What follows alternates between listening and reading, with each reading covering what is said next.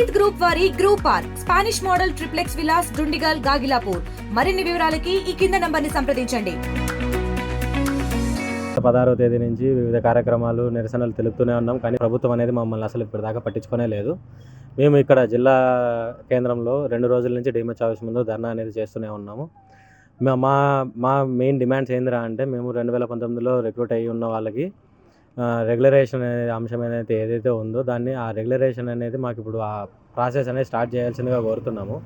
అలానే ఎన్హెచ్ఎంలో 23% హైక్ అనేది అందరికీ వర్తింపజేసినారు, కానీ మా చేయొచ్చు అనే వాళ్ళని మాత్రం ఆ 23% హైక్ నుంచి మాకు మాత్రం ఇవ్వకుండా వదిలేశారు. మేము ఆ 23% హైక్ అనేది మేము ఇప్పుడు మాకు ఇవ్వాలని చెప్పి మేము కోరుతున్నాము. ఇది కాక యాన్యువల్ ఇంక్రిమెంట్ 5% అనేది కూడా మాకు ఇవ్వాలని మేము కోరుతున్నాము. ఇది కాక మాకు అందరూ 40,000 శాలరీ అని చెప్తున్నారు, కానీ మాకు 25,000 వస్తుంది.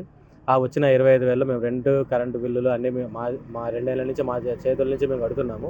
ఇప్పుడు మాకు ఆ రెంట్, కరెంటు బిల్లు బకాయిలు ఏవైతే ఉన్నాయో వెంటనే విడుదల చేయాలని కూడా కోరుతున్నాము.